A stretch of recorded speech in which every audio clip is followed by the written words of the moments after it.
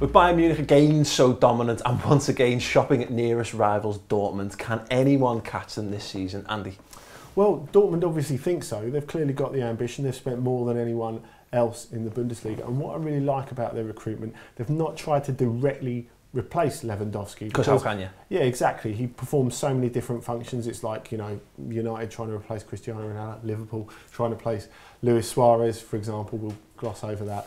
But they've got Adrian Ramos, who can hold the ball up. He's actually better in the air than Lewandowski. And they've got Immobile, who's the pure goal scorer. Immobile is a very good player. I think he's quite overlooked by a lot of Europe's big teams. I think he's going to have a decent impact into the Bundesliga next season. And talk me through the other sides. Schalke, Leverkusen and Wolfsburg with a great new signing. Nicholas Bentner. How will he do in there? Oh, they've got a great new signing. I'm not sure if it's Nicholas Bentner. They've brought in Joshua Guilavogui, the French midfielder, who I think is going to be really good. It may indicate they're going to shell Luis Gustavo, but they're a lot more settled now, Wolfsburg. They're definitely a pot for the Champions League places. You can't look outside Bayern and Dortmund for the championship itself, but you look at the ones in possession, of course, are Schalke, who finished third. Brilliant youth academy. Julian Draxler, of course, a lot of people are going to be looking at him this season.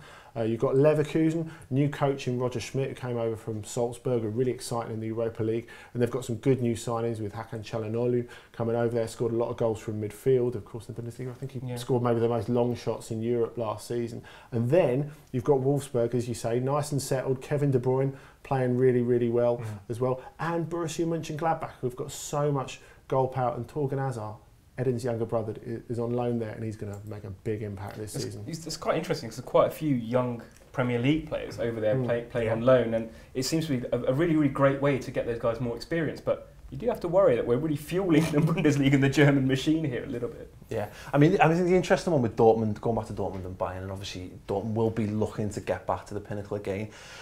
Is it that simple? Because you look at where they finished last season, I think they were 19 points off the pace. I mean, contextually, just for people at home, I mean, Man United finished 21 points behind first place Man City. You know, there or thereabouts. That's like first to seventh almost in the Premier League. That's the kind of leap we're talking in points.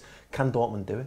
Well, they can certainly close the gap. I mean, you could say they closed it from the season before when they're 25 behind. Yeah. That's one way to look at it. So somewhere around 2020 we'll be looking at it. Yeah, they should be there by then. But I think that the thing that they've got to look at, and the thing that Jurgen Klopp has talked about the fact that they lost at home to Bayern and then they went and won at the Allianz. So it's pretty much a neutral operation. So the 19 points are points they've lost elsewhere against teams they should beat. Now, they've got a lot of injuries that they had last season. That affected them quite badly. They brought in defensive reinforcements as well. Of course, Matthias Ginter, who's in the World Cup squad, has come in. But really, it's not just about keeping the players fit. It's just making the most of the opportunities they had. And I think they're going to be looking at the signings from last summer, Mkhitaryan and Aubameyang, who could be a little more ruthless. Yeah, Mkhitaryan, I think, was slightly disappointing last year. And he was very, very close to going to Liverpool. As a Liverpool fan, I'm glad, because Coutinho's kind of stepped up a little bit, which is nice. But Mkhitaryan's definitely got to do more. And we saw him in pre-season as well, and he just did not look sharp at all. He's got all the attributes to be one of the finest midfielders and attacking midfielders in Europe, but he's really got to step up. Excellent. Well, a very exciting season in prospect, and you can watch all of the live Bundesliga games on BT Sport, available through Virgin Media. What do Man United and Louis van Gaal have to do between now and the end of the transfer window? Bye.